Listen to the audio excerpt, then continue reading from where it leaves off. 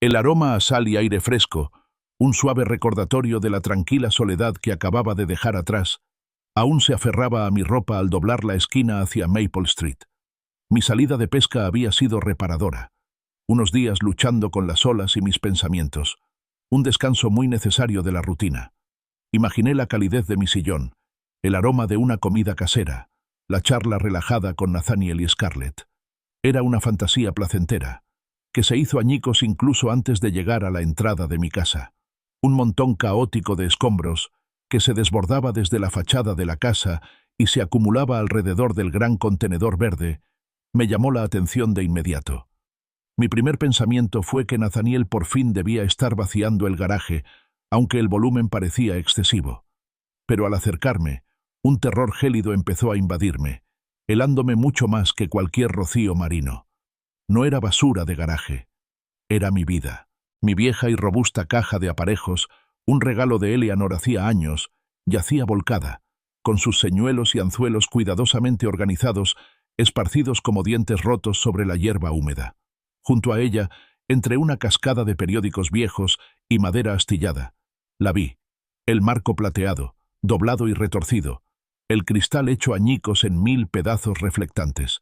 Era nuestra foto de boda, Eleanor y yo, congeladas en un instante de alegría pura y sin adulterar. Su hermoso rostro radiante estaba ahora fracturado. Sus dulces ojos miraban fijamente al cielo indiferente. Un nudo se me hizo en el estómago. Mi mirada se posó en un pequeño objeto brillante, medio sumergido en un charco poco profundo. Era mi reloj de aniversario, el que Eleanor me había regalado en nuestro 10º aniversario. Su intrincado mecanismo ahora estaba inundado e inmóvil, las manecillas fijadas en un tiempo arbitrario. Cada tic-tac de ese reloj había sido un latido de nuestra vida juntos. Ahora, era solo otro desecho, inservible, igual que mi sentido de pertenencia. Una inspección más detallada reveló la magnitud de la profanación. Mis fiables herramientas de taller, meticulosamente cuidadas y heredadas de generación en generación, estaban esparcidas, varias con los mangos rotos o los bordes romos. Mi caña de pescar favorita, la que había llevado en cada viaje desde que Eleanor me la compró, yacía doblada y agrietada, con el sedal enredado en un lío desesperante. No fue accidental, fue deliberado. Un acto de destrucción calculada. Alguien no solo había tirado mis cosas, sino que las había profanado. Cogí una caja de cartón rota, con el contenido desparramado. Estaba llena de cartas viejas, atadas con cintas descoloridas, recuerdos de Eleanor. Su elegante y cursiva caligrafía en el lateral de la caja, recuerdos de Arthur, me fulminó con la mirada. Una cruda y dolorosa confirmación de que esas eran, en efecto, mis posesiones, identificadas, clasificadas y luego desechadas con descuido. Reconocerlo fue como un puñetazo en el estómago. No era un error, era un objetivo. La casa en sí estaba oscura y silenciosa, sus ventanas como ojos vacíos, mirando al crepúsculo. No había luz en el porche, ni un resplandor acogedor. Las casas de mis vecinos, normalmente bulliciosas al anochecer, también parecían extrañamente apagadas, con las cortinas corridas. Un extraño silencio había descendido sobre la calle, una quietud antinatural que se sentía cargada de verdades no dichas. ¿Habían visto esto? ¿Les habían dicho algo? ¿Me estaban evitando? Caminé hacia la puerta principal, con la mano ligeramente temblorosa al alcanzar la llave. El familiar peso del metal en la palma me infundió una pizca de esperanza, la desesperada e irracional creencia de que todo aquello era una broma elaborada y retorcida. Pero la llave no giraba. La cerradura, una robusta y nueva de latón, permanecía tercamente fija. Mi llave estaba inservible. Habían cambiado las cerraduras. Una fría certeza me invadió. No era un malentendido. Era un desalojo, brutal y absoluto, llevado a cabo en mi ausencia. Mi mente daba vueltas, intentando comprender la enormidad del asunto. Nathaniel, mi hijo, y Scarlett, su esposa. ¿Por qué? ¿Qué podría justificar esto? Saqué mi teléfono, marcando torpemente el número de Nathaniel. Sonó una vez, 2 veces, y luego saltó directamente al buzón de voz. Ha llamado a Nathaniel. No puedo atenderlo ahora mismo, pero deje un mensaje, por favor. Su voz, normalmente tan cálida y familiar, Ahora sonaba extraña, distante. Colgué y llamé a Scarlett. El mismo saludo automático, la misma promesa vacía. No contestaban. Desesperada por cualquier explicación, cualquier contacto humano, crucé el jardín hacia la casa de Walter, mi vecino de al lado durante casi 30 años. Llamé, un poco más fuerte de lo estrictamente necesario. Un momento después, Walter miró por la mirilla, con una expresión en su rostro que no pude descifrar, una mezcla de sorpresa e incomodidad. Abrió la puerta una rendija. «Arthur, no esperaba que volvieras tan pronto». Su mirada se dirigió nerviosamente hacia mi jardín delantero y luego volvió a mí, evitando mi mirada directa. «Walter, ¿qué pasa?», pregunté con una voz sorprendentemente firme a pesar de la tempestad que me azotaba por dentro. «Mis cosas están en la calle, las cerraduras están cambiadas. ¿Has visto a Nathaniel o a Scarlett?» Walter cambió de postura, con las manos apretadas frente a él. «No, no he visto mucho, Arthur. Ya sabes cómo es. Estoy ocupado con mis asuntos». Evitaba mirarme a los ojos. Estaba mintiendo. O al menos estaba ocultando algo. La verdad no dicha flotaba pesadamente en el aire entre nosotros. «Mira, lo siento mucho, Arthur, pero tengo que, volver a un tema. Hablamos luego». Cerró la puerta, suave pero firmemente, dejándome sola en su porche. El silencio de la calle acentuaba mi aislamiento. Mi amigo más antiguo, un hombre con quien había compartido innumerables barbacoas y le había pedido herramientas prestadas, me había rechazado. Era otra capa de hielo alrededor de mi corazón. Al regresar a mi jardín delantero, ahora ajeno a mí, encontré una silla de jardín de plástico abandonada, notablemente intacta. La acerqué al contenedor, entre los restos de mi vida, y me senté. Los últimos rayos del crepúsculo teñían el cielo de tonos morados y naranjas apagados, un fondo perfecto para mi recién descubierta desolación. Sentado allí, rodeado de los restos de mi existencia, una escalofriante comprensión se apoderó de mí. No solo me habían desposeído, había sido objeto deliberado, abandonado sistemáticamente por las personas que más quería. La conmoción inicial empezó a dar paso a una determinación silenciosa y ardiente. No me iría a ninguna parte. Esperaría. Nathaniel y Scarlett tendrían que volver a casa tarde o temprano, y cuando lo hicieran, tendrían que enfrentarme. Pasaron 4 horas. Las farolas parpadeaban, proyectando sombras largas y distorsionadas sobre la escena del crimen, que era mi jardín delantero. Metódicamente, casi como un robot, había empezado a clasificar las pertenencias dañadas. Mis viejos álbumes de fotos, por suerte, estaban casi intactos, aunque el agua había deformado algunas páginas. Mis herramientas eran de todo tipo. Algunas eran irreparables, otras podrían salvarse con un poco de esfuerzo. Cada objeto que tocaba, cada recuerdo que evocaba, era una nueva punzada de dolor, un recordatorio de lo que había sido y de lo que ahora estaba perdido. Pero a pesar de todo, la determinación se mantuvo. No dejaría que esto me derrumbara. Entonces, el familiar ronroneo de un motor rompió la quietud de la noche. Los faros recorrieron la calle, iluminando el caótico montón, y luego mi estoica figura sentada entre ellos. El coche de Nathaniel y Scarlett, un elegante sedán negro, entró en la entrada, sus luces cortando la oscuridad, proyectando una luz dura y teatral sobre la escena. El motor se apagó, sumiendo al mundo en un silencio repentino y expectante. Las puertas del coche se abrieron. Nathaniel salió primero, seguido de Scarlett. Sus rostros, iluminados por el resplandor residual de los faros, reflejaban una mezcla de sorpresa y horror. Era evidente que no me esperaban. Me levanté lentamente de la silla de jardín, con voz serena, ocultando la tormenta que sentía en mi interior. Nathaniel, Scarlett, quizás puedan explicarme por qué mi vida está en la calle y por qué mi llave ya no abre mi puerta. El aire se densificó con un silencio insoportable, interrumpido solo por el lejano zumbido del tráfico. Nathaniel permanecía rígido junto a Scarlett, con la mirada fija en algún punto por encima de mi hombro, en cualquier lugar menos en mí. Scarlett, sin embargo, me miró con una serenidad gélida, sin la sorpresa que había vislumbrado momentos antes. Era una máscara de fría resolución. «Arthur», comenzó con voz nítida, casi clínica, «no hay nada que explicar. La hipoteca está pagada. Ya no te necesitamos aquí. Las palabras me impactaron como un puñetazo. ¿Ya no me necesitan? Repetí con la voz entrecortada. La frase resonó en la quietud de la noche. Cada sílaba confirmaba la cruda realidad que había intentado evitar con tanta desesperación. Me habían utilizado. Me habían utilizado como inquilina, como un cajero automático viviente para financiar su gran casa, la hipoteca, el flujo interminable de facturas, la presión constante para contribuir más. Todo encajó con una claridad aterradora. No era de la familia para ellos. Era simplemente un instrumento financiero, desechable una vez cumplido mi propósito.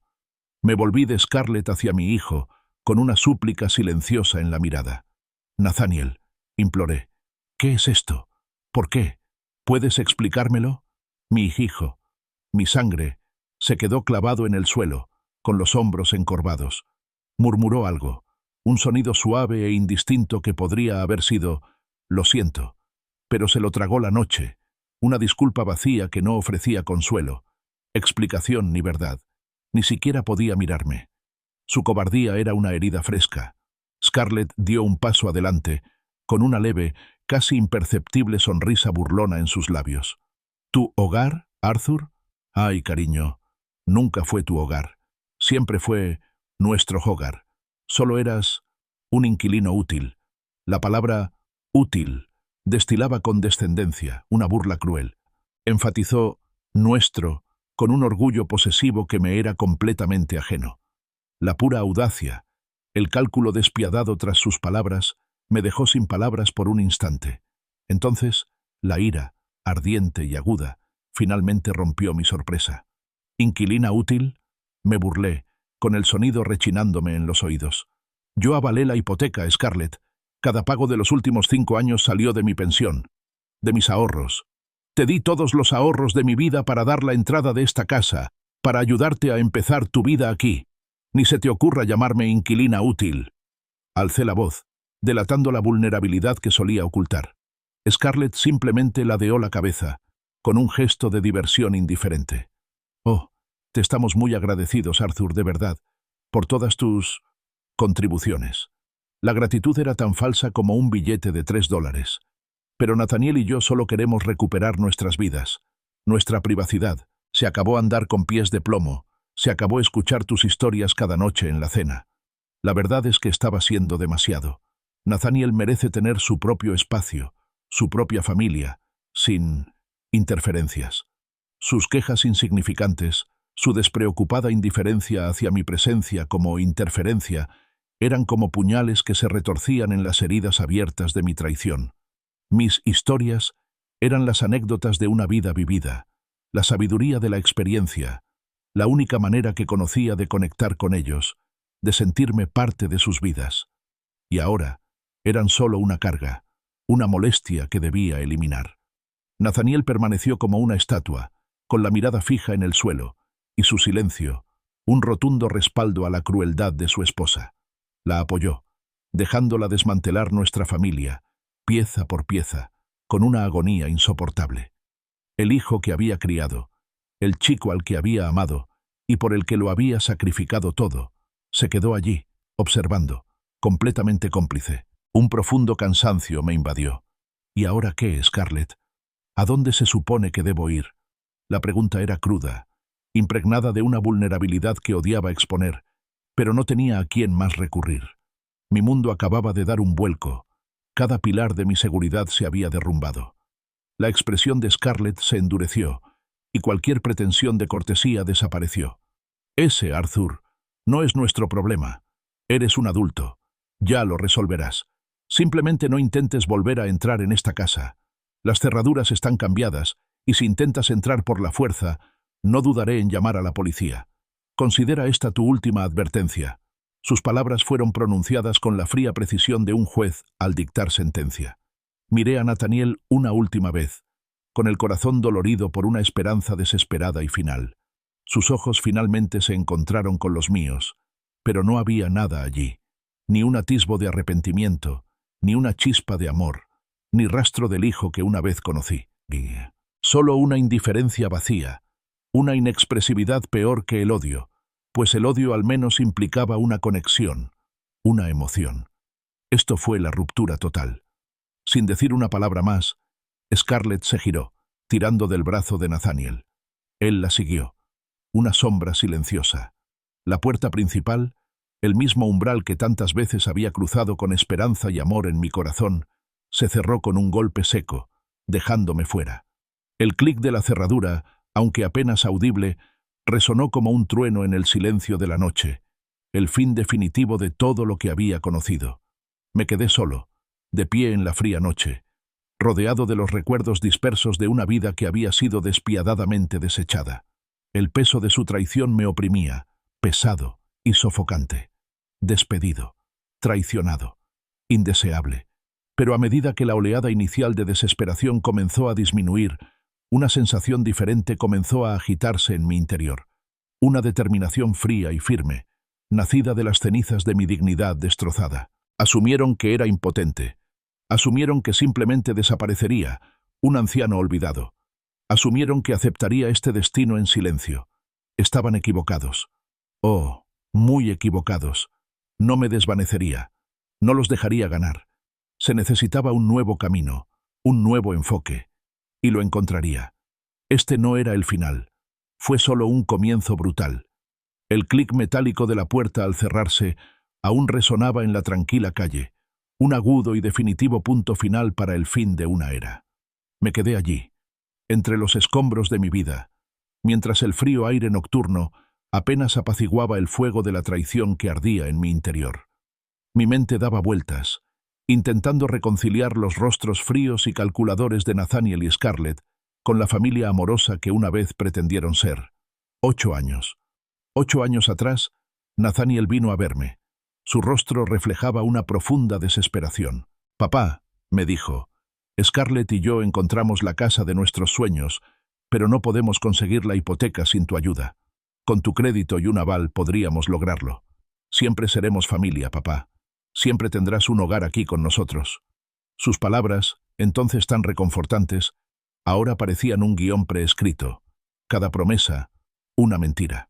Scarlett también había desempeñado su papel a la perfección, su calidez inicial, sus palabras halagadoras sobre cuánto necesitaban mi sabiduría y estabilidad, cómo yo sería el pilar de su nuevo hogar familiar.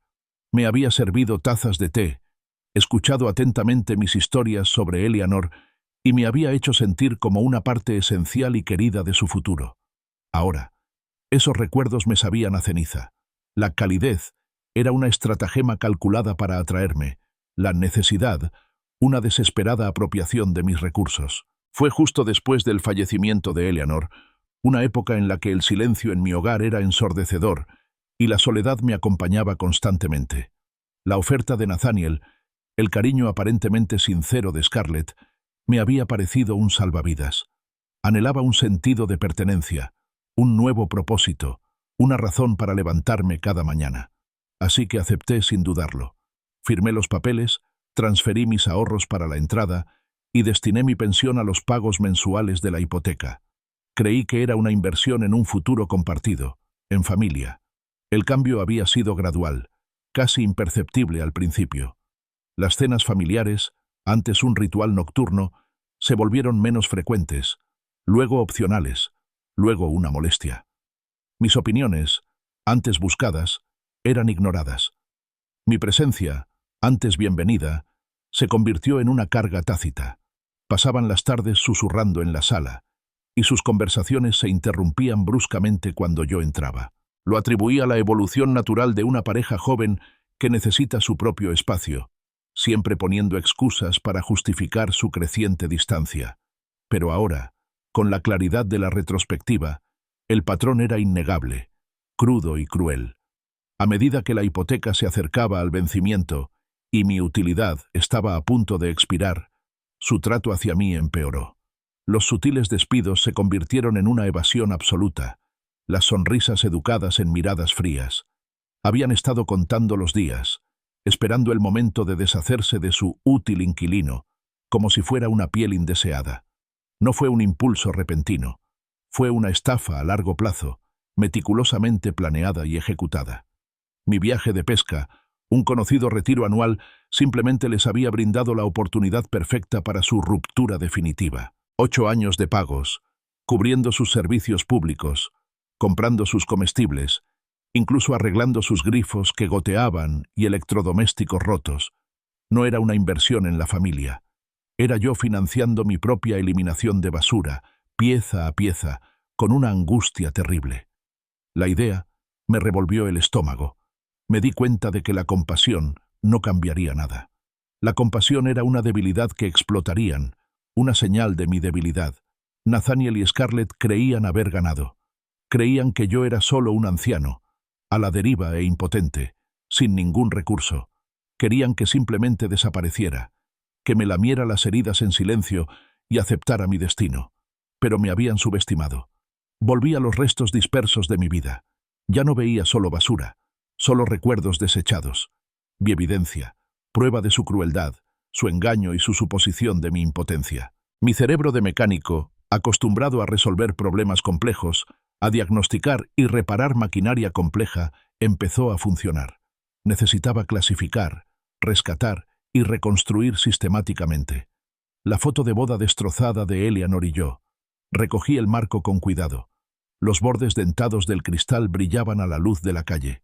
La imagen, aunque rota, seguía allí. Rescaté la foto y la coloqué con cuidado en una caja resistente y limpia que encontré cerca. El pequeño joyero de Eleanor, una talla de madera que ella apreciaba, estaba, por suerte, intacto. Lo coloqué junto a la foto. No eran simples objetos, eran fragmentos de mi pasado, anclas del hombre que era antes de esta traición. Mis herramientas, aunque algunas estaban dañadas, eran esenciales. Un buen mecánico nunca se rinde con sus herramientas. Empecé a separar lo dañado de lo recuperable, colocando metódicamente este último en otra caja. Trabajé con un renovado propósito, y mi dolor se transformó en una concentración serena y calculadora. Mi vieja camioneta, estacionada un poco más abajo, me resultaba familiar. Abrí la caja y comencé a cargarla, priorizando la movilidad y lo esencial para la reconstrucción. Ropa, artículos de aseo básicos, algunas mantas. No solo estaba recogiendo mis pertenencias, me estaba preparando para una retirada estratégica. Entre los papeles dispersos, encontré lo que realmente necesitaba.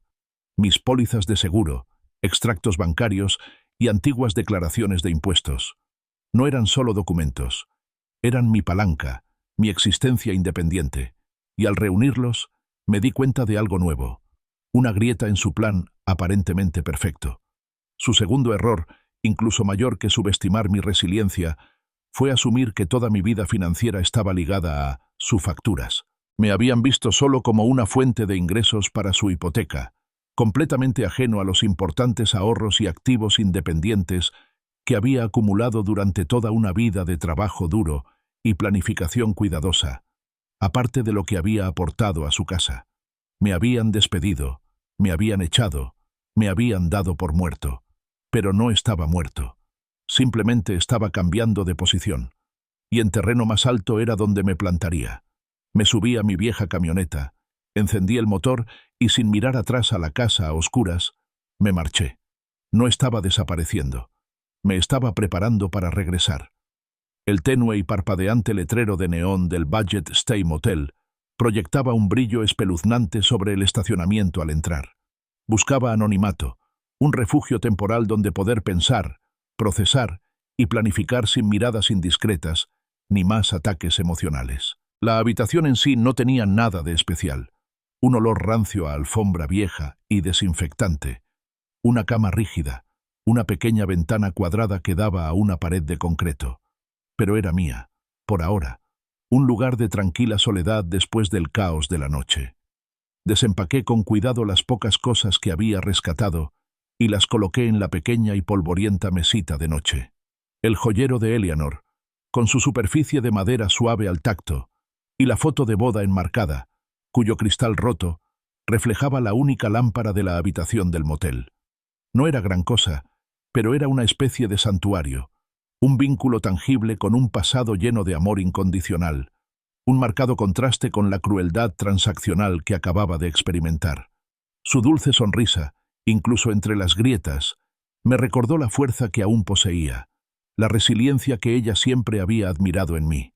El sueño, comprensiblemente, se negaba a venir. Mi mente, normalmente tranquila y ordenada, repasaba a toda velocidad los acontecimientos de las últimas horas, y luego retrocedía aún más, catalogando años de sutiles desaires.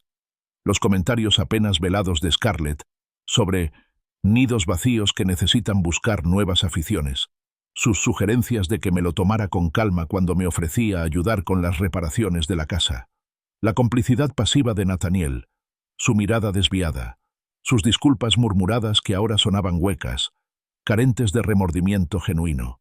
Habían asumido que mi dependencia era absoluta, que mi generosidad era fruto de la debilidad y que había olvidado las implicaciones legales de mis contribuciones financieras. Habían olvidado que no todo amor es incondicional y que no toda generosidad absuelve al receptor de sus obligaciones legales. Pero cuando los primeros indicios del amanecer pintaron el cielo con una luz tenue y esperanzadora, una nueva claridad se apoderó de mí. La desesperación de la noche anterior había dado paso a una determinación férrea. Ellos habían jugado a la manipulación emocional y la explotación financiera, pero yo había jugado a un juego completamente diferente, el largo juego de la responsabilidad y la previsión. A las 8 de la mañana, ya estaba duchado, afeitado y, sorprendentemente, con la mente despejada. Salí del motel, dejando atrás su anonimato temporal, listo para volver al mundo, no como una víctima, sino como un hombre con un propósito. Mi primera llamada fue al señor Davis, un abogado especializado en derecho inmobiliario, cuyo bufete tenía fama de gestionar casos complejos con discreción y eficiencia. Era sábado, pero su gerente de oficina, entendiendo la urgencia en mi voz, logró hacerme un hueco para una consulta urgente de fin de semana. La oficina del señor Davis era exactamente lo que uno esperaría. Paredes silenciosas y revestidas de paneles, estanterías que iban del suelo al techo rebosantes de tomos legales y un ligero aroma a papel viejo y cuero. Era un hombre de unos 50 y tantos años, con una mirada perspicaz tras unas gafas de montura metálica y un aire de serena autoridad. Me senté frente a él y coloqué la pila de documentos cuidadosamente recopilada sobre su escritorio de caoba pulida. Extractos bancarios, recibos de hipoteca y la copia del contrato de aval original. Conté la historia, dejando de lado los adornos emocionales y ciñéndome solo a los hechos. Regresé de pescar y encontré mis pertenencias en la calle y las cerraduras cambiadas. Mi hijo, Nathaniel, y su esposa, Scarlett, me informaron que ya no me necesitaban porque la hipoteca estaba saldada. Les presenté los documentos, cada uno de los cuales era un testimonio de mi contribución financiera. Creo que todavía tengo vínculo legal con la propiedad, pero ellos parecen pensar lo contrario. El señor Davis escuchó pacientemente, asintiendo ocasionalmente, con la mirada penetrante mientras asimilaba la información. Tomó la pila de papeles, hojeándolos con la rapidez de la práctica. Se detuvo en el contrato de la hipoteca y luego en un extracto bancario específico que detallaba el pago inicial. Luego sacó una lupa y examinó la letra pequeña. El silencio en la sala se prolongó, interrumpido solo por el crujido del papel. Finalmente, levantó la vista con expresión indescifrable. «Señor Arthur», comenzó con voz tranquila, «hay algo muy importante que debe entender». Golpeó con el dedo uno de los documentos.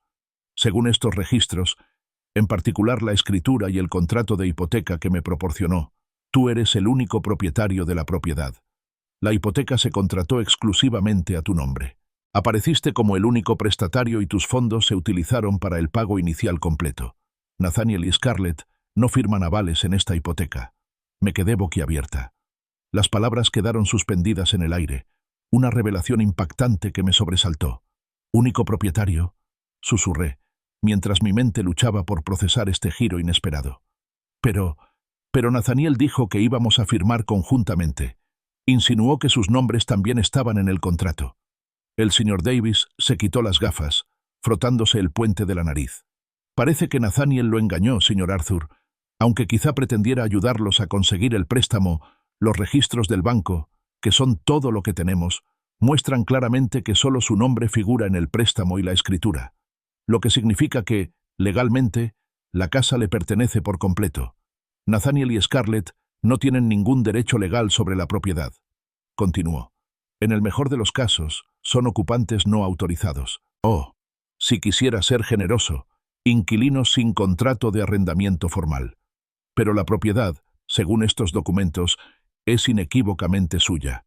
La comprensión me golpeó como una ola. Todos estos años me habían tratado como un caso de caridad, una carga, un inquilino útil en mi propia casa de $400,000. Me habían manipulado, me habían despreciado, y luego me habían echado de un hogar que legalmente era mío por completo. La inmensa satisfacción que me invadió fue embriagadora, un potente antídoto contra el veneno de su traición. Me incliné hacia adelante, con la voz firme, imbuida de una nueva fuerza. Señor Davis, ¿qué opciones tengo? Juntó los dedos con expresión pensativa. Dado que están ocupando ilegalmente su propiedad, tiene varias opciones claras. Podría exigir que desalojen la propiedad inmediatamente. Podría iniciar un proceso formal de desalojo, aunque puede llevar mucho tiempo. O, como es el único propietario, podría simplemente vender la propiedad. Vender la propiedad. Esas palabras resonaron profundamente en mí. No se trataba solo de reclamar lo que era mío. Se trataba de una separación total, un mensaje claro. Quiero vender, dije, con una decisión firme e inflexible.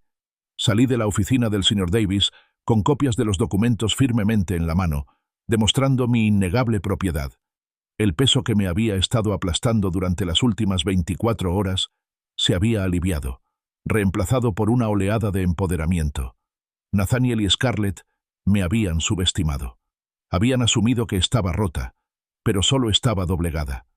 Y ahora estaba de pie, lista para recuperar mi dignidad. Y mucho, mucho más. Si la historia de Arthur te cautiva tanto como a mí, no te pierdas ni un segundo de lo que sucede a continuación.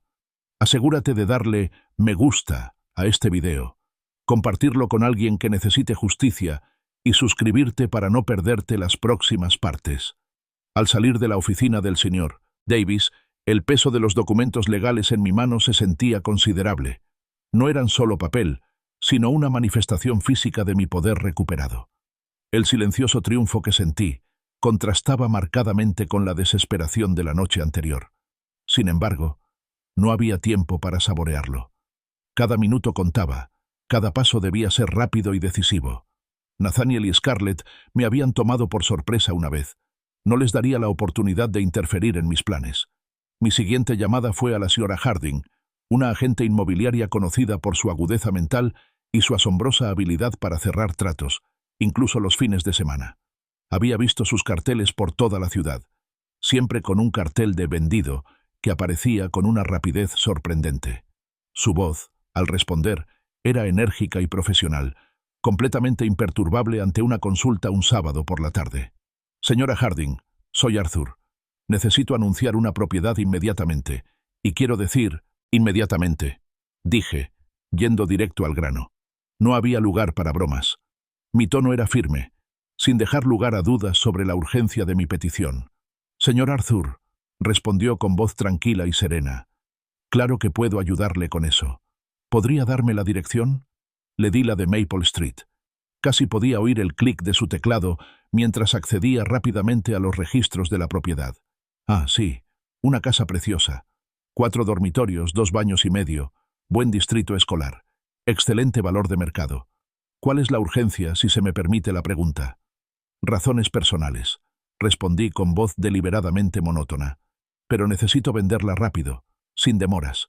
Quiero que esté listada a precio de mercado y necesito un comprador que pueda mudarse sin complicaciones. En cuanto a los actuales inquilinos, su situación habitacional ya no me incumbe. Mis palabras fueron pronunciadas con una precisión fría que me sorprendió incluso a mí mismo. La frase «no me incumbe» fue un eco deliberado del cruel desdén de Scarlett, un cambio de rumbo. La señora Harding fue una auténtica profesional. No hubo asomo de sorpresa ni juicio en su voz, ni intento de entrometerse en el evidente drama familiar que se gestaba tras mis cortantes instrucciones.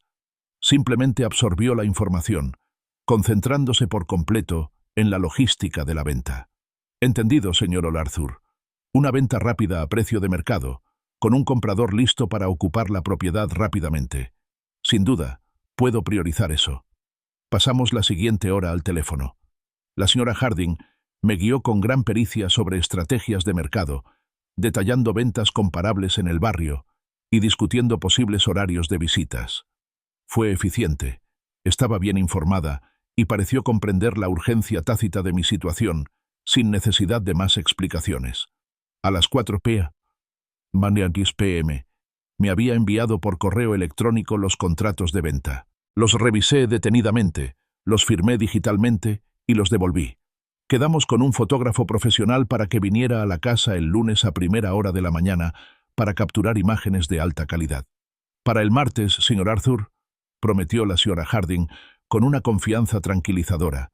Esta propiedad estará disponible en el servicio de listados múltiples. Dada su ubicación y estado, preveo un gran interés. Lo mantendré informado. Con el proceso de venta en marcha, mi siguiente prioridad era mi propia vivienda temporal. Encontré un apartamento amueblado de una habitación al otro lado de la ciudad, escondido en un complejo tranquilo, disponible con un contrato de alquiler mensual. Era pequeño y funcional, pero ofrecía un refugio inmediato y una sensación de privacidad.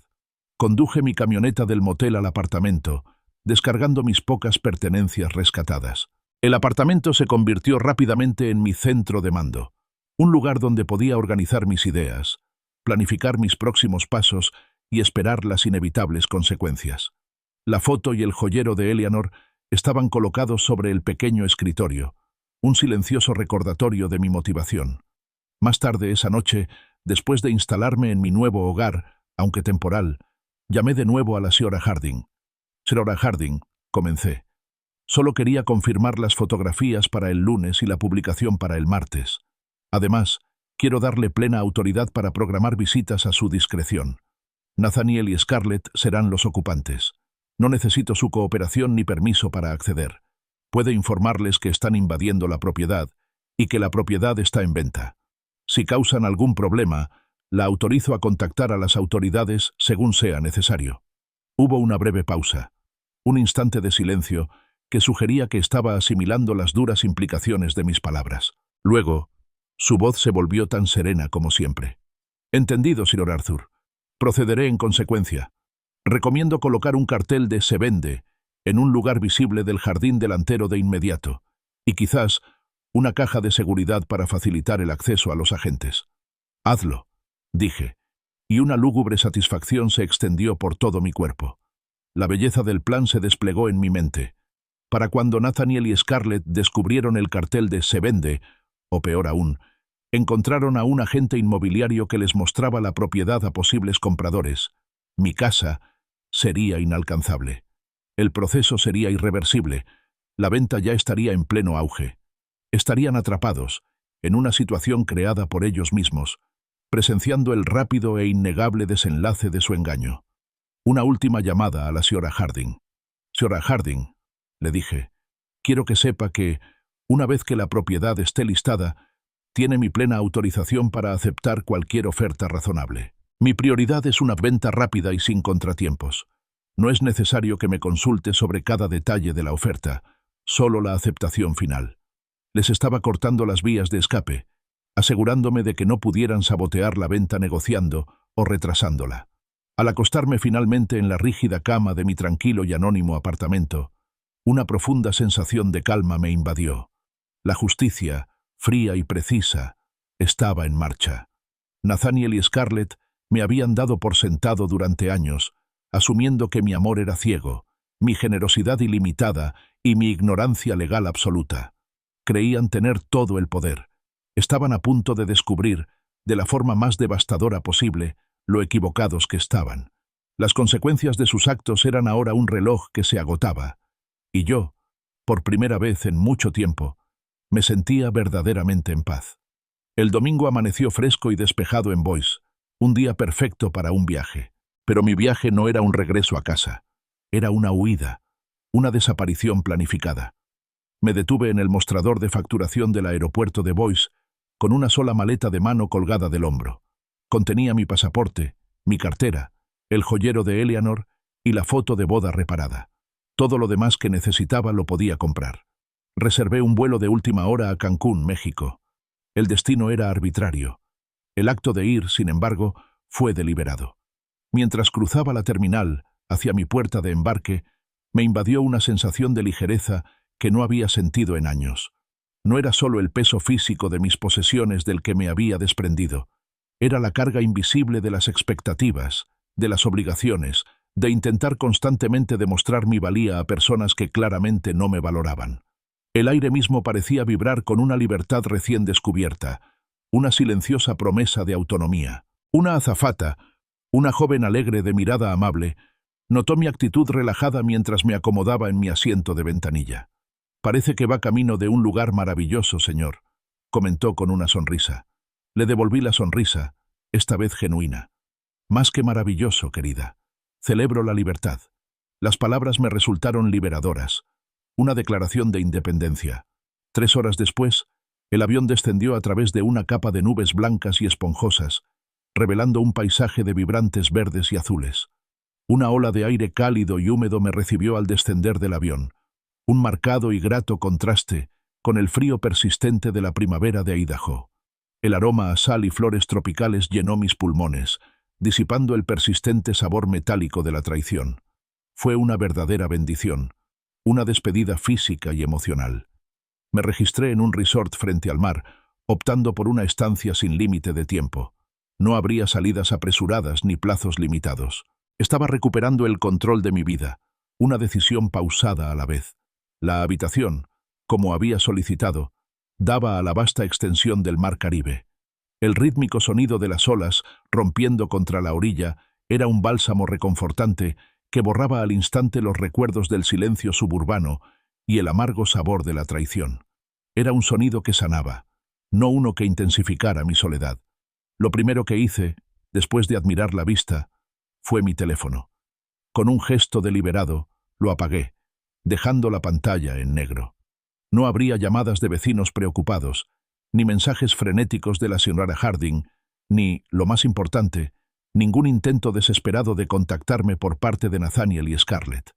Quería que se preguntaran, quería que buscaran, que experimentaran una fracción de la incertidumbre que con tanta descuido me habían infligido.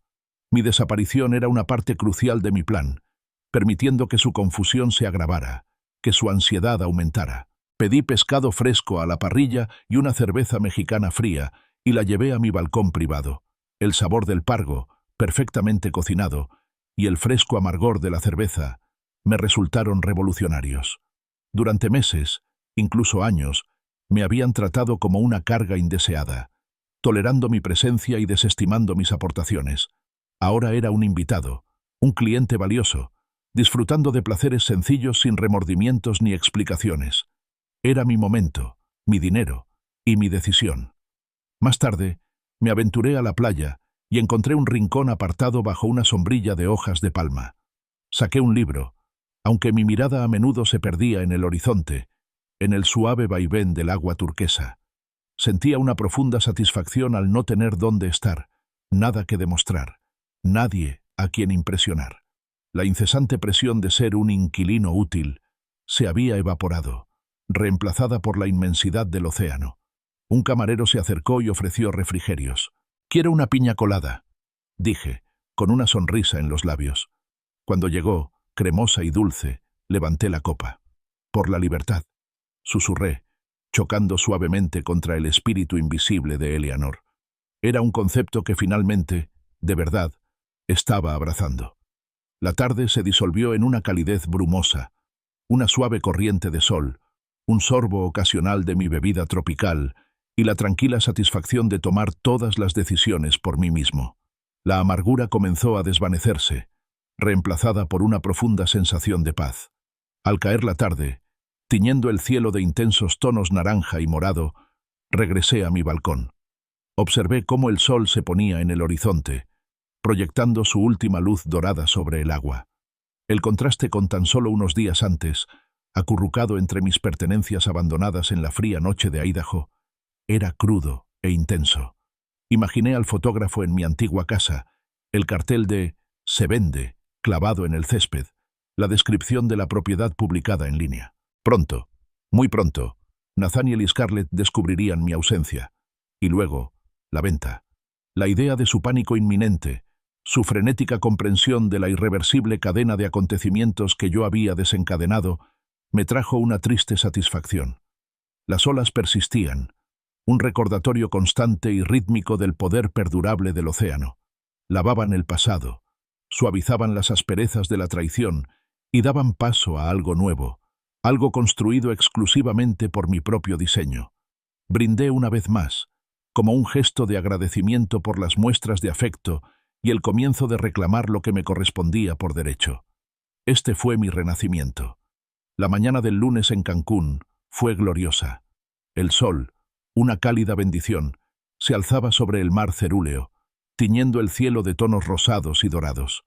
Me senté en mi balcón, saboreando un café recién hecho, cuyo aroma se mezclaba con el toque salado del aire marino. Una emocionante novela de espías estaba abierta en mi regazo, apenas tocada, mientras observaba a otros huéspedes del resort comenzar su día, con el rostro radiante ante la promesa de las vacaciones. Era un marcado contraste con la caótica mañana que había tenido días antes, y la anticipación de lo que estaba sucediendo en casa se abría paso bajo mi apacible exterior. Alrededor de las 10, una hora estratégica, cogí mi teléfono, que había mantenido deliberadamente en silencio y apagado desde mi llegada. En cuanto lo encendí, explotó. La pantalla parpadeó, intentando seguir el ritmo de la avalancha de notificaciones. 76 llamadas perdidas, 43 mensajes de voz y docenas de mensajes de texto inundaron mi memoria. Una alarma digital. Los nombres de Nathaniel y Scarlett aparecían con más frecuencia. Sus primeros mensajes estaban teñidos de confusión y luego de ira manifiesta. El nombre de la señora Harding también estaba allí, un ancla profesional en la tormenta del pánico. Empecé a escuchar los mensajes de voz, en orden cronológico. El primer mensaje de Nathaniel fue entrecortado, con un toque de incredulidad. «Papá, soy Nathaniel. Llámame de inmediato. Hay gente caminando por nuestra casa, tomando fotos. ¿Qué pasa?» Su voz sonaba agitada, muy distinta del silencio indiferente que había mantenido apenas 2 noches antes. Entonces Scarlett, cortante e indignada, dijo: «Otis», espetó, usando el nombre que ya casi no oía, que solía reservar para cuando estaba realmente molesta. «No sé a qué estás jugando, pero tienes que parar esto ahora mismo. ¿Qué hacen estos fotógrafos en nuestra casa?» Su furia era palpable, pero incluso a través de la estática pude detectar un temblor naciente de miedo. Mientras revisaba los mensajes, el tono cambiaba drásticamente con cada hora que pasaba. La ira se transformó en confusión, luego en un pánico desesperado y creciente. Era evidente que habían consultado los anuncios en línea. Un mensaje de voz posterior de Nathaniel, con la voz ahora ronca y genuinamente angustiada. «Papá, por favor, no podemos contactarte por ningún lado. Hemos intentado contactar con tu antiguo apartamento, el de Walter, por todas partes. La agente inmobiliaria, la señora Harding, dice que trabaja para ti. Esto no puede ser legal. No puedes simplemente vender la casa». La incredulidad en su voz era deliciosa. Estaba comprendiendo la magnitud de su error, no solo emocionalmente, sino también legalmente. Entonces Scarlett volvió a hablar, con la voz quebrada, la fría compostura finalmente destrozada. «Otis, soy nuestro hogar. No pueden vender nuestra casa sin más. ¿A dónde se supone que vamos a ir? Lo hemos invertido todo en esto».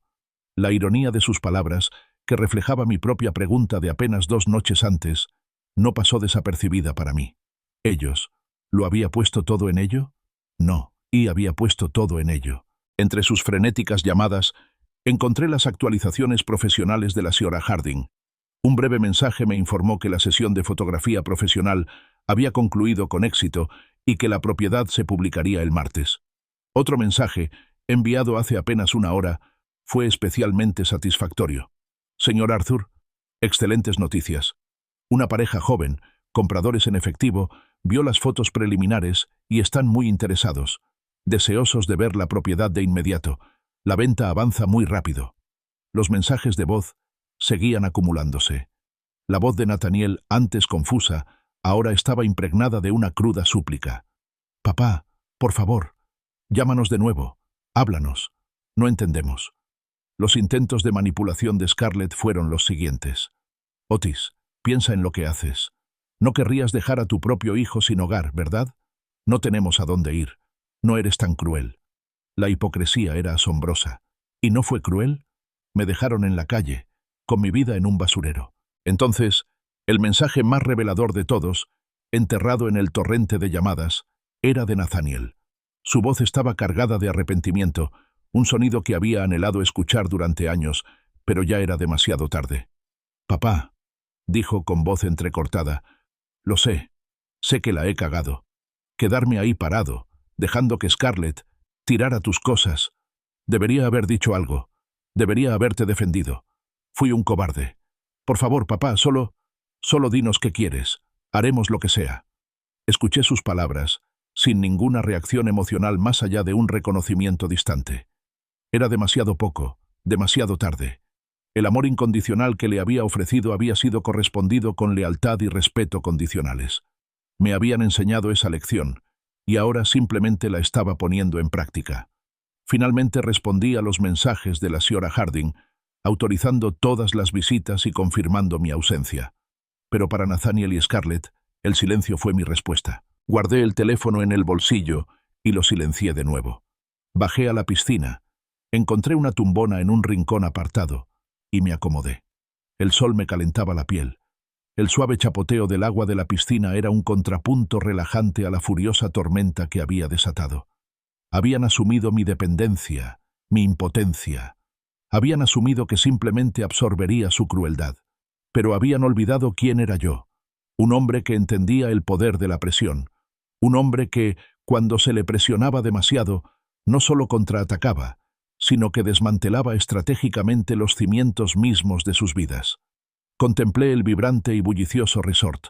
Decidí prolongar mi estancia, quizás unas semanas más, que lidiaran con el pánico creciente, con la creciente comprensión de su absoluta falta de control, que aprendieran a las malas el verdadero precio de su traición. Mis vacaciones acababan de empezar. 3 semanas después, bajé del avión en Boise. El aire fresco y familiar contrastaba marcadamente con el calor incesante de Cancún. Mi piel estaba bronceada, mi mente despejada y mi perspectiva, antes nublada por el dolor y la obligación, ahora era nítida y despejada. El vuelo había transcurrido sin incidentes, una transición tranquila de una vida de serena independencia al acto final de un drama que yo había orquestado. Mientras sacaba mi única maleta del maletero del taxi, un alboroto en la acera me llamó la atención. Nathaniel y Scarlett estaban allí, desplomados, con el rostro demacrado. Parecían refugiados de sus propias vidas, demacrados y desaliñados. La fachada tranquila y segura que habían lucido hacía apenas unas semanas se había desmoronado, reemplazada por las visibles marcas de noches de insomnio y la dura realidad de las consecuencias. El cabello, habitualmente impecable, de Scarlett estaba despeinado, y la ropa de Nathaniel, típicamente impecable, estaba arrugada. Scarlett me vio primero, con los ojos abiertos como platos, con una mezcla de profundo alivio y urgencia desesperada. «Otis», jadeó, con voz ronca, «por fin, te hemos estado buscando por todas partes. Pensábamos que te habías esfumado». Nathaniel, con los hombros encorvados, evitó mi mirada. «Papá», murmuró con voz ronca, «por favor, tenemos que hablar. Podemos arreglar esto. Solo no vendas la casa». El cambio en su tono, de autoridad desdeñosa a súplica directa, era palpable, casi empalagoso en su reivindicación. La fría certeza que habían proyectado esa noche junto al contenedor se había evaporado, reemplazada por los ecos huecos del miedo. Respondí a sus miradas frenéticas con una expresión desconcertantemente tranquila. Mi voz, al hablar, sonó serena, pausada. «¿Arreglar qué, exactamente? ¿Qué hay que discutir?», pregunté, con un tono completamente desprovisto de emoción, una pizarra en blanco que no daba tregua. Scarlett se abalanzó sobre ella, con la desesperación aferrada a sus palabras. «Hemos estado llamando a todos los números, comprobando todas las direcciones antiguas, preguntando a Walter. A todos. Nadie sabía dónde estabas. Estábamos muy preocupados, Otis. La agente inmobiliaria no para de decir que trabaja para ti, que la casa es tuya para vender. Intentamos detener las visitas, pero simplemente llamó a la policía». Se retorció las manos, un gesto frenético de impotencia. Simplemente arqueé una ceja. ¿Preocupada? Menudo cambio con respecto a hace un mes. Dijiste que ya no me necesitabas. Dijiste que querías tu privacidad, que recuperaras tus vidas. Mis palabras fueron un eco frío y clínico de las suyas, pronunciadas con precisión. Nathaniel finalmente logró mirarme a los ojos, un breve contacto antes de posar la vista en sus zapatos. «Papá, cometimos un error», dijo con voz entrecortada, reconociéndolo claramente doloroso. Dijimos cosas, actuamos, con demasiada dureza. No pretendíamos que llegara tan lejos. ¿Demasiado duro?, repetí, con un atisbo de sonrisa en los labios. Demasiado duro fue tirar mis pertenencias a la calle, Nathaniel. Demasiado duro fue cambiar las cerraduras de mi casa y luego decirme, a tu propio padre, que desapareciera porque mi presencia era una interferencia. Eso no fue duro. Fue cruel. Fue calculado. Scarlett se enfureció, y una chispa de su antigua agresividad regresó momentáneamente. «Esto es venganza, Otis. Solo lo haces por despecho». «¿Venganza?», repliqué, con la voz aún peligrosamente tranquila. «No, Scarlett. Simplemente estoy vendiendo la casa. La casa que, como sin duda explicaron sus abogados, legalmente me pertenece exclusivamente. Yo hice los pagos. Era el dueño de la escritura. Ustedes eran, en el mejor de los casos, huéspedes. Y los huéspedes, cuando se quedan más tiempo del debido y faltan al respeto a su anfitrión, eventualmente tienen que irse». La mención de sus abogados pareció desanimarlos aún más. «Nos dijeron», susurró Nathaniel, con voz apenas audible. Dijeron que eres el único dueño, que no tenemos ningún derecho». Admitirlo fue un trago amargo para ellos, la confirmación de que su engaño cuidadosamente construido se había desmoronado. Recuperé mi maleta, la pequeña maleta con ruedas, símbolo de mi nueva vida sin trabas. «Bueno», dije con voz nítida, «parece que por fin lo entiendes. La venta está en marcha. La fecha de cierre es la semana que viene. A partir de ahora, ocupas ilegalmente una propiedad privada que ha sido vendida a nuevos propietarios». Me di la vuelta para alejarme, hacia un servicio de transporte que me esperaba y que había reservado con antelación. Lo que los nuevos propietarios decidan hacer con los inquilinos es asunto suyo.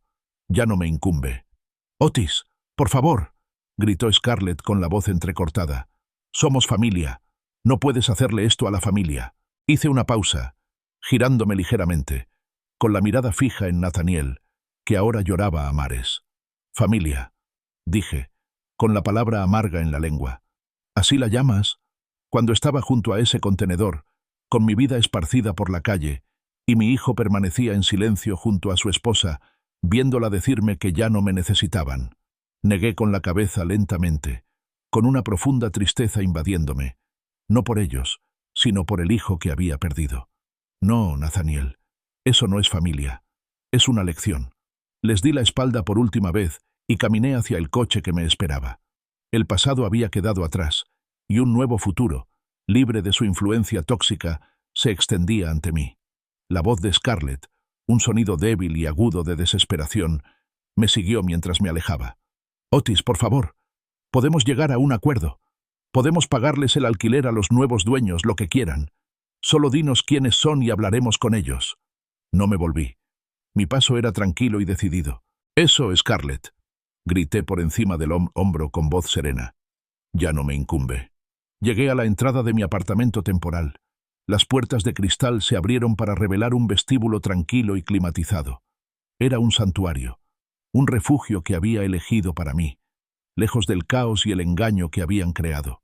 Sus súplicas desesperadas continuaban, resonando en la calle detrás de mí, una letanía de «lo sentimos y cambiaremos». Pero sabía, con dolorosa certeza, que no eran disculpas sinceras ni remordimiento genuino. Eran las promesas frenéticas de quienes se encuentran en apuros, ofrecidas bajo presión y, por lo tanto, completamente inútiles. Su remordimiento nacía de las consecuencias, no de la verdadera comprensión. Subí en el ascensor hasta mi piso. El suave zumbido de la maquinaria contrastaba apaciblemente con el sonido desvanecido de sus gritos. Abrí la puerta, entré en el espacio tranquilo y la cerré firmemente tras de mí. Sin embargo, no la cerré con llave. Sabía que me seguirían, y estaba lista. Exactamente 20 minutos después, un tímido golpe resonó en mi apartamento. Luego, otro, más insistente. Caminé hacia la puerta, mirando a través de la cadena. Sus rostros, pálidos y demacrados, me devolvieron la mirada. «Otis, por favor», empezó Scarlett con voz ronca. «Háblanos». «La venta cierra mañana», dije con voz monótona, sin la calidez que antes pretendían anhelar. «Tienen exactamente una semana para desocupar la propiedad. Los nuevos dueños tomarán posesión el próximo viernes». La voz de Nathaniel se quebró. «Papá, somos tu familia. ¿Cómo puedes hacerle esto a tu propia familia?» Abrí la puerta, desenganchando la cadena deliberadamente, dejando que todo el peso de mi presencia cayera sobre ellos. Mi mirada se encontró con la de Nathaniel, firme e inquebrantable. «¿Familia? Qué curioso. Eso no fue lo que dijiste cuando me dijiste que cogiera mis cosas y me largara hace apenas unas semanas». Vi cómo su rostro se desmoronaba. El recuerdo de sus propias palabras era una herida fresca. Scarlett, siempre manipuladora, intentó una última táctica. «Pero Otis, tenemos un crédito excelente. Los nuevos dueños querrían inquilinos como nosotros. Podríamos pagarles, podríamos...» «Sus decisiones no me incumben, Scarlett», la interrumpí, interrumpiéndola bruscamente. «Igual que mis decisiones no eran las suyas cuando me echaron. Querían que me fuera de sus vidas. Querían que me fuera. Felicidades». Empecé a cerrar la puerta, lenta y deliberadamente. «Obtuviste justo lo que pediste». «No, papá, espera». Nathaniel se abalanzó, intentando detener la puerta. «Podemos cambiar. Podemos ser mejores. Por favor, danos otra oportunidad». Mantuve la puerta entreabierta, justo lo suficiente para pronunciar mis últimas palabras. «¿Otra oportunidad?» «Tuviste 8 años, Nathaniel. 8 años para mostrar gratitud, para mostrar respeto, para recordar lo que realmente significa la familia. 8 años para ser seres humanos decentes. Elegiste otra cosa, y ahora enfrentas las consecuencias de esas decisiones». Mi mirada se endureció. Los nuevos dueños son una encantadora pareja joven, Ethan y Clara Sterling. Tienen 2 hijos pequeños y están increíblemente emocionados de formar su familia en esa casa. Una familia que, confío, realmente apreciará la casa y a sus seres queridos. Dicho esto, cerré la puerta. El suave clic resonó en la firmeza de mi decisión. Sus súplicas frenéticas, sus golpes desesperados, se desvanecieron rápidamente en golpes sordos, y luego en silencio. Me alejé de la puerta, sintiendo una profunda paz. Pasé el resto de la mañana firmando los documentos finales. La señora Harding me recibió en la oficina del abogado, una presencia alegre y eficiente. La transferencia de propiedad a Ethan y Clara Sterling fue rápida y legalmente vinculante. Cuando me entregaron el cheque, un documento impecable que representaba $325,000, no era solo dinero, era libertad, era reivindicación, era la culminación de mis acciones, la prueba irrefutable de que ya no era una víctima. Esa misma tarde, terminé el contrato de arrendamiento de mi apartamento y doné los escasos muebles a una organización benéfica local.